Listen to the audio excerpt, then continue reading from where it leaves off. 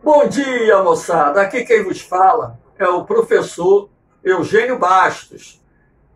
Canal Geogênio a serviço dos alunos que gostam de estudar e querem passar em concurso. Moçada, dê um like, compartilhe o vídeo, se inscrevam no canal e acionem o sininho. Vamos fortalecer o canal Geogênio para que possa chegar ao maior número de pessoas possível, ok? O tema da nossa aula de hoje envolve os estudos dos solos, parte 1. Então aqui nós vamos estudar o processo de formação do solo e as técnicas de conservação do solo. Então, moçada, o que seria o solo?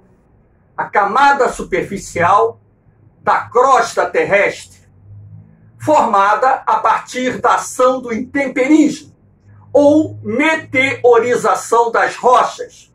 O que seria esse intemperismo?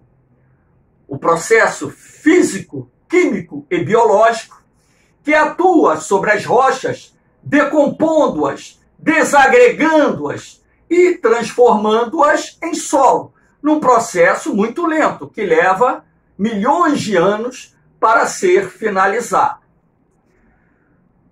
O que seria esse intemperismo químico? O intemperismo químico deriva da ação da água.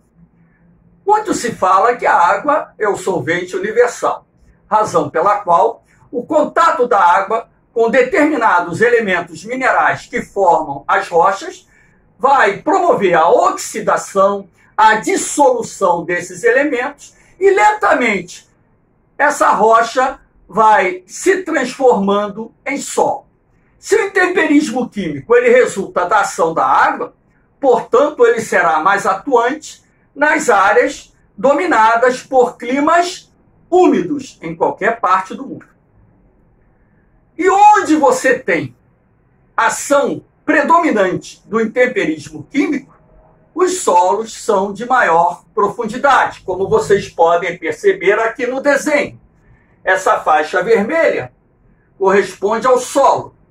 E reparem que o ponto de maior profundidade do solo é exatamente aquele onde o clima é mais úmido.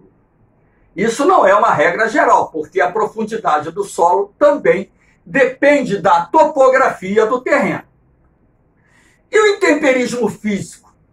O intemperismo físico, ele resulta principalmente da variação da temperatura na superfície da rocha. Por exemplo, durante o dia, os raios solares aquecem a superfície da rocha e, sendo assim, teremos um processo de dilatação da mesma. À noite, com a queda da temperatura, teremos a contração da rocha. Então, esse processo de dilatação e contração, com o passar de anos e anos, irá ser responsável pela formação de fissuras, dando início a um processo de desagregação da rocha.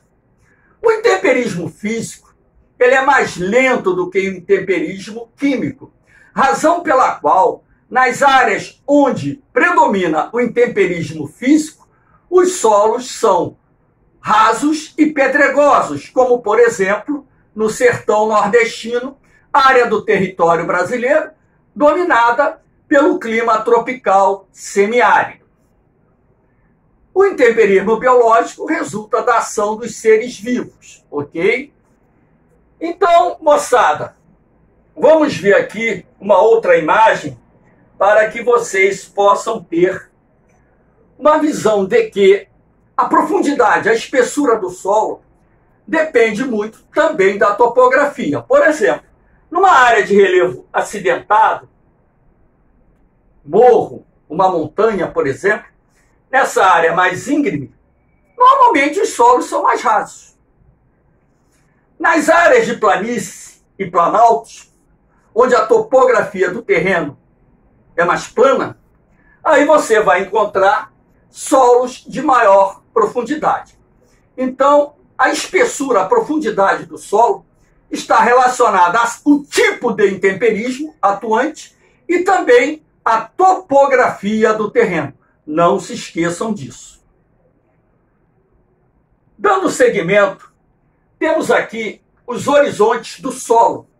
Esse desenho representa um solo maduro, ou seja, aquele que já se formou há muito tempo. Dependendo da idade do solo, nós não temos todos esses horizontes definidos. Portanto, eu escolhi aqui um perfil que pudesse identificar os horizontes de um solo formado há milhões de anos.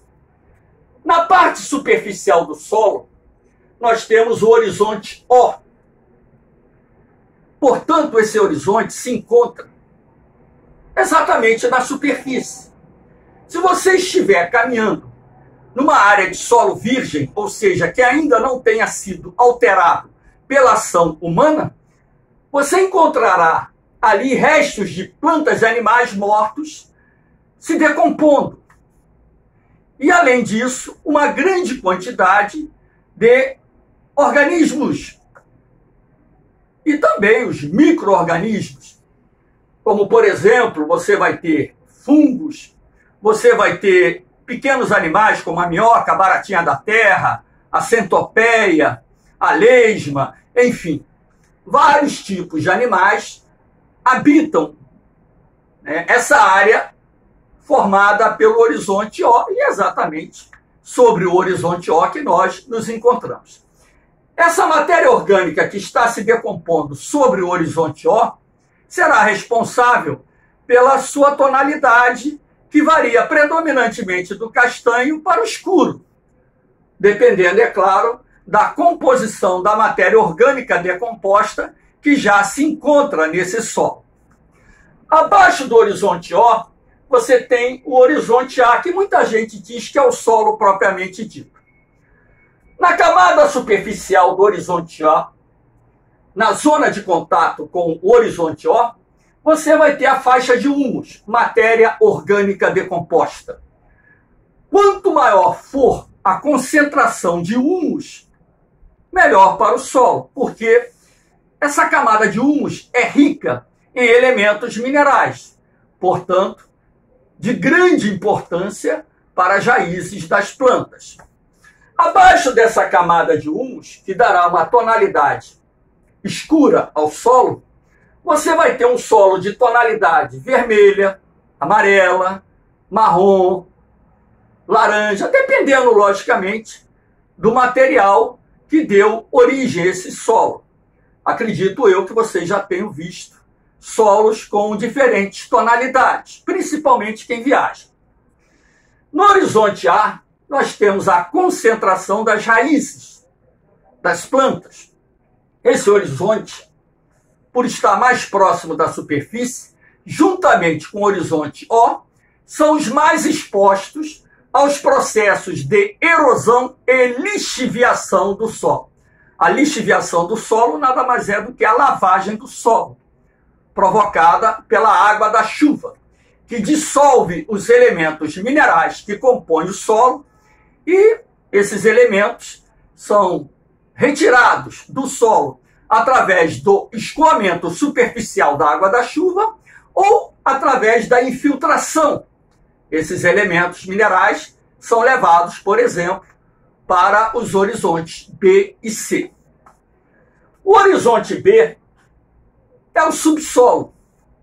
Como ele está mais distante da superfície, dificilmente você encontra aqui humus, ou seja, matéria orgânica decomposta.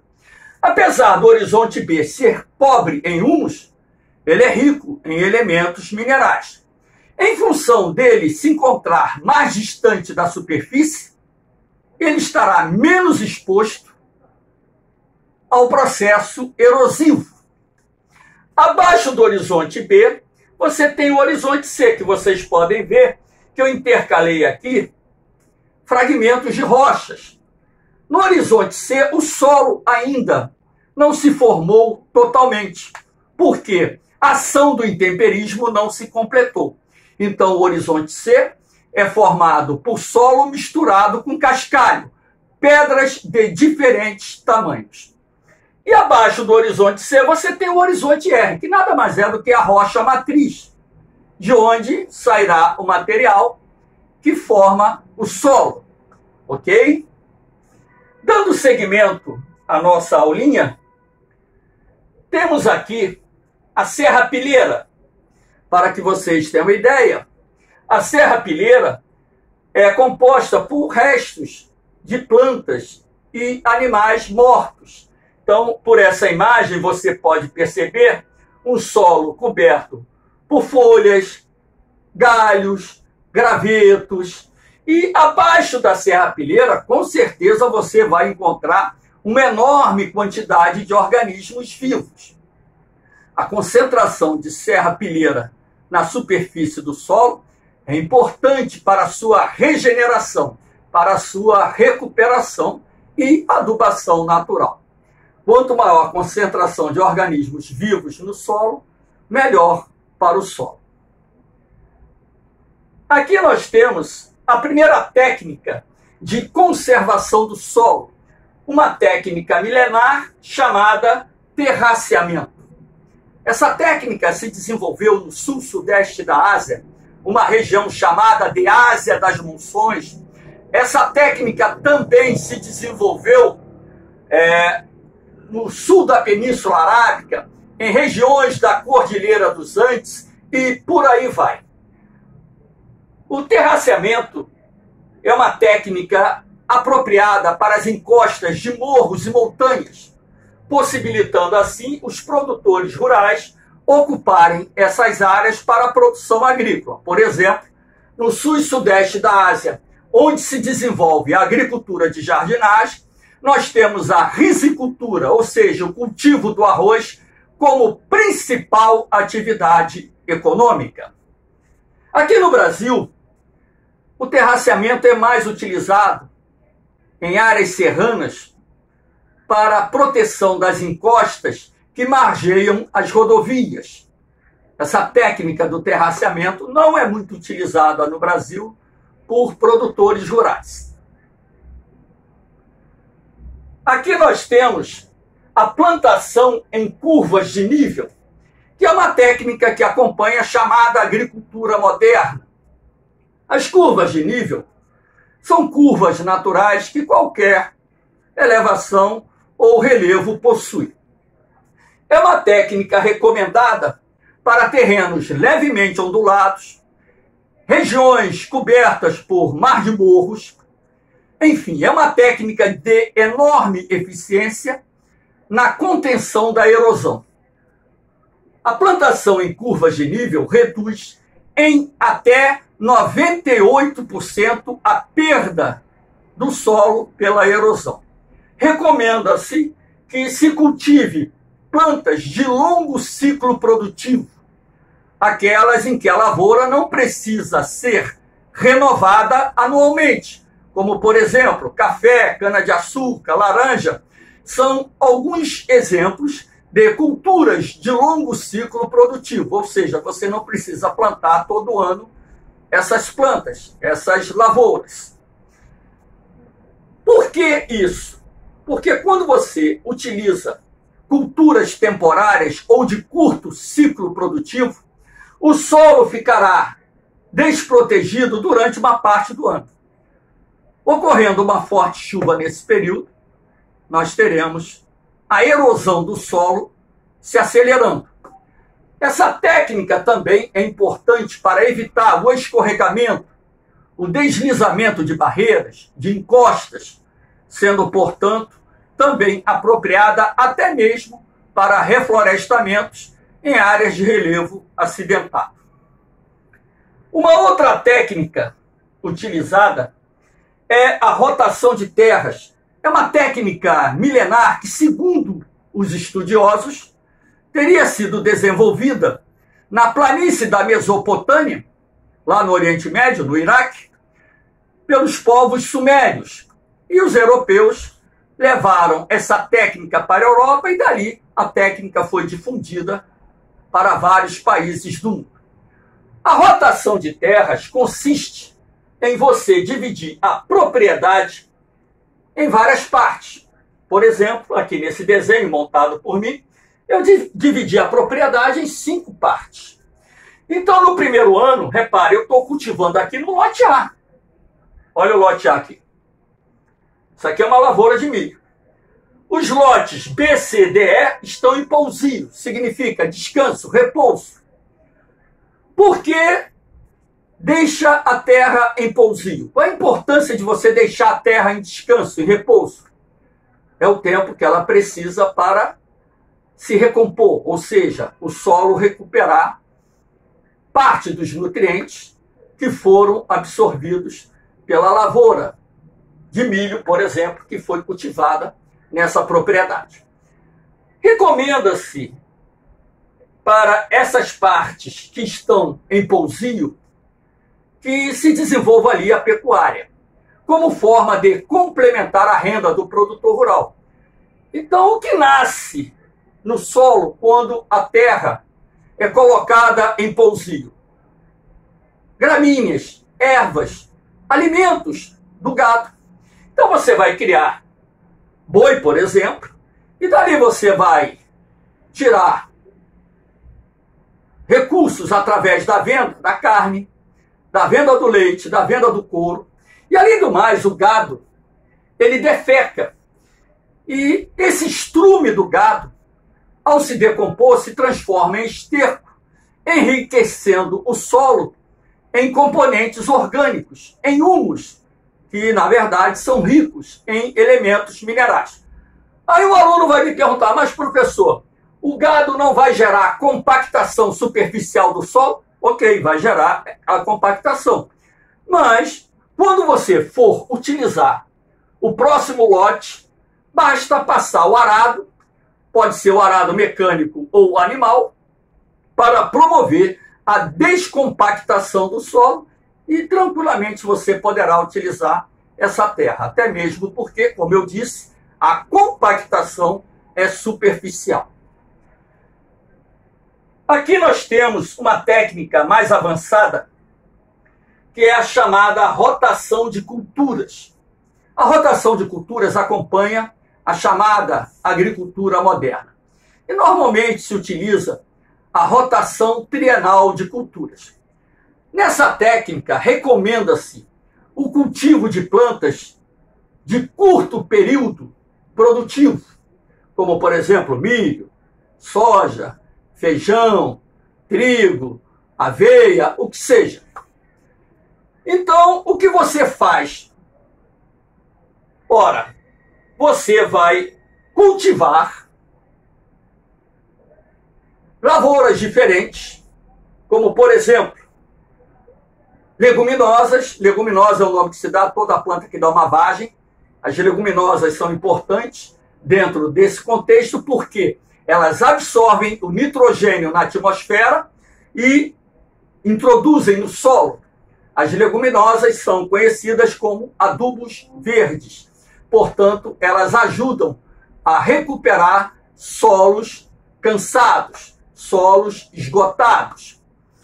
Então você vai cultivar leguminosas, cereais e plantas forrageiras. Planta forrageira é toda aquela utilizada para a produção de ração animal. Existem vários exemplos, aveia, por exemplo, a própria cana-de-açúcar é uma planta forrageira. O milho pode ser assim considerado, porque você colhe a espiga do milho, você pode utilizar aquele pé de milho e transformá-lo em ração para animais, enfim. Então, o que eu estou fazendo aqui? Repare que no primeiro ano, eu comecei plantando milho, é uma cultura de curto ciclo produtivo. Depois, substituí pelo trigo. E também é uma cultura de curto ciclo. E, finalmente, eu introduzi a soja, um tipo de leguminosa. Então, eu não estou mantendo uma lavoura permanentemente no solo com as mesmas características. Eu estou alternando os tipos de lavouras. No segundo ano, onde eu cultivei o milho, eu coloquei a soja. Onde eu cultivei o trigo, eu coloquei o milho. E onde eu cultivei a soja, eu coloquei o trigo. No terceiro ano, para finalizar o ciclo trienal da rotação de culturas, onde eu plantei a soja, agora eu vou plantar o trigo. Onde eu plantei o milho, vou plantar a soja. E onde eu plantei o trigo, vou cultivar o milho. E assim você finaliza o ciclo trienal da rotação de culturas. Essa técnica reduz a necessidade dos produtores rurais em adquirir fertilizantes químicos, aumentando assim o ganho com a lavoura. Aqui nós temos uma técnica que está sendo bem difundida no Brasil, que é o plantio direto. É uma técnica que está acompanhando a agricultura moderna. Então vocês podem observar, no meio dessa plantação de milho, a palha. Essa palha provém de um roçado feito em uma lavoura anterior. Então, por isso que é chamado de plantio direto, porque muitos produtores rurais, quando faziam o roçado e essa palha secava, eles tacavam fogo. Eles não tinham a noção da besteira que estavam fazendo. Então, o ideal é você manter essa palha, que nós vamos chamar de serrapilheira, sobre o solo. Qual é a importância disso? Primeiro, a cobertura do solo com essa palha reduz a erosão laminar ou de lençol, que é a chamada erosão superficial. Essa cobertura do solo reduz o processo de evaporação, consequentemente reduzindo a necessidade de irrigar a lavoura. Essa matéria em decomposição irá enriquecer o solo com humus, também reduzindo a necessidade dos produtores rurais em adquirir fertilizantes químicos e, com isso, também contribuindo para o aumento da produtividade agrícola, desde que as condições climáticas também sejam favoráveis. Então, o plantio direto é uma técnica que hoje vem acompanhando os sistemas agroecológicos e até mesmo a agricultura moderna, e que é difundida não só no Brasil, como em vários países do mundo. Algum tempo atrás eu li uma matéria em que dizia-se que cerca de 70% das propriedades rurais brasileiras vinculadas ao agronegócio estavam utilizando o sistema de plantio direto. Parabéns aos produtores rurais e espero que essa técnica se difunda ainda mais e alcance os 100% dos produtores rurais. Moçada, estamos encerrando aqui o nosso encontro de hoje. Espero que tenham gostado. Aquilo que eu falei, compartilhem o vídeo, se inscrevam no canal, acessem o sininho, ajudem o canal Geogênio chegar a uma quantidade maior de alunos. Canal Geogênio a serviço dos alunos que gostam de estudar e querem passar em concurso. Valeu, moçada! Fica aqui um forte abraço e até o nosso próximo encontro. Fui!